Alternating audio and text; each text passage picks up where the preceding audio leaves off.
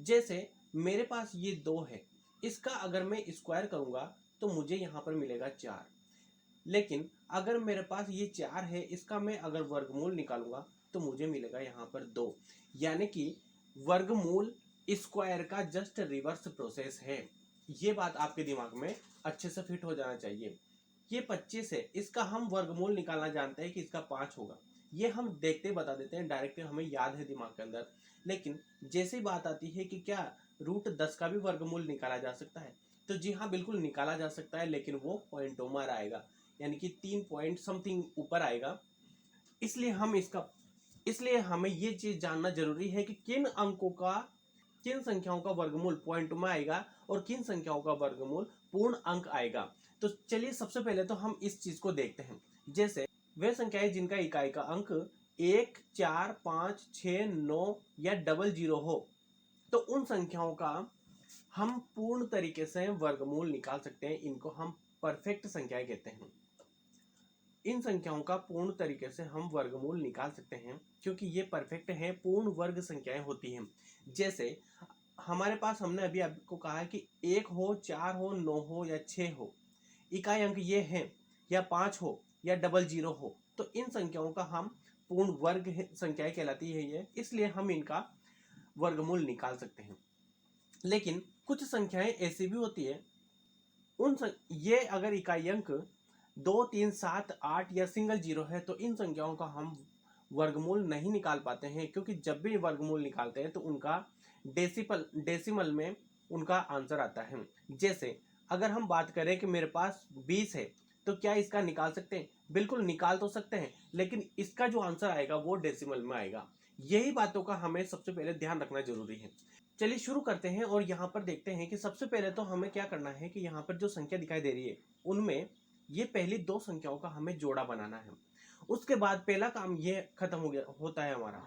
उसके बाद क्या करना है कि हमें देखना है कि ये जो इकाई का अंक 6 है, किन संख्याओं का स्क्वायर करने पर ये 6 मिलता है। तो इसके लिए हमें ज्यादा कुछ दिमाग नहीं लगाना है दोस्तों। यहाँ देखो टेबल में, यहाँ है इकाई अंक 6 और उसी प्रकार से यहाँ इकाई अंक 6, यानी कि इकाई अंक 1 तो हमें स्क्वायर 4 का स्क्वायर करने पर मिलता है, उसी प्रकार से 6 का स्क्वायर करने पर इकाई अंक 6 मिलता है हमें। अब ध्यान से देखना दोस्तों, यहाँ पर हमने लिखा है 4 और यहाँ लिखा है हमने 6।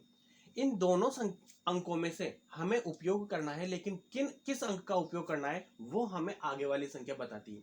जैसे हमारे पास अभी बचा हुआ है 5, वो 5 4 और 9 के बीच में आ रहा है, इसलिए हम लेंगे यहाँ पर छोटी संख्या। ये छोटी संख्या हमने ली और इससे अगली वाली संख्या से हमें इसको गुणा करेंगे, तो इससे अगली वाली संख्या है 3, इस दोनों को गुणा करेंगे तो हमें मिला यहाँ पर 6। 5 हमारा 6 से छोटा है, इसलिए हम यहाँ पर लेंगे छोटा वाला अंक, यानी कि हम लेंगे 4। जो हमारा आंसर निकल कर आया है वो होगा 24। तो दोस्तों कितना सिंपल है, बस आपके दिमाग में सेट करना है ये ट्रिक को कि कितना सिंपल हो जाएगा ये एक बार समझने के बाद। एक और उदाहरण से इसको समझते हैं। यहाँ पर हमें दिया है 62 41, इसका वर्गमूल निकालना है। तो इकाई अंक 1 का स्क्वायर करने पर मिलेगा, उसी प्रकार से दूसरा मिलेगा 9 का स्क्वायर करने पर। दोस्तों इस बात को हमें सदैव याद रखना है कि एक का पेयर, अगर एक हमें अंक मिल गया है तो दूसरा होगा उसका 9, क्योंकि इन दोनों अंकों का योग सदैव 10 होगा। अगर 2 है तो उसका दूसरा अंक होगा 8, उसी प्रकार से अगर 3 है तो उसका दूसरा अंक होगा 7। इन दोनों अंकों का योग हमेशा 10 होगा, तो हमें एक अंक मिल जाएगा तो हम दूसरा अंक ऑटोमेटिक निकाल सकते हैं, क्योंकि उन दोनों अंकों का योग 10 होगा। पहला काम हमारा यहाँ खत्म हो जाता है। दूसरा काम है 62 हमारा यहाँ आ रहा है 49 और 64 के बीच में, तो हम लेंगे यहाँ पर छोटा वाला अंक, यानी कि 7 लेंगे। अब हमने 7 लिया, अब 7 से अगली वाली संख्या होती है 8, इन दोनों को आपस में गुणा करेंगे तो हमें मिलेगा यहाँ पर 56। 62 56 से बड़ा है, इसलिए हम लेंगे यहाँ पर बड़ा वाला अंक, यानी कि हमारा जो आंसर होगा वो होगा 79। तो दोस्तों आपको समझ में आ रहा है या नहीं आ रहा, कमेंट करके जरूर बताना। एक और उदाहरण से समझते हैं इसको।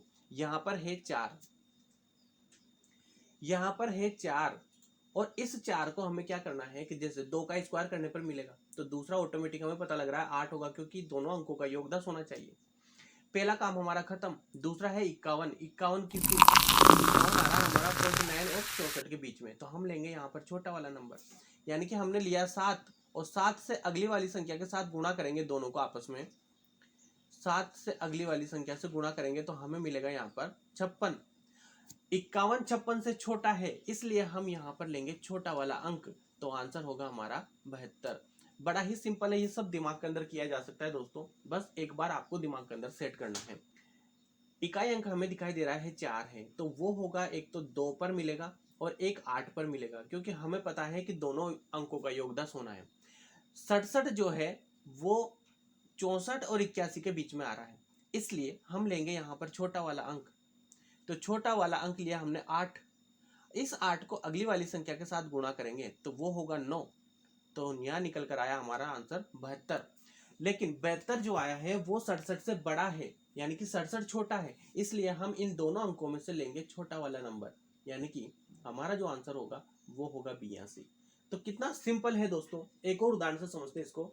देखो यहाँ पर है इकाई अंक 1, अब ये एक अंक 1 का स्क्वायर करने पर मिलेगा, उसी प्रकार से दूसरा होगा 9, क्योंकि हम जानते हैं दोनों का योग 10 होना है।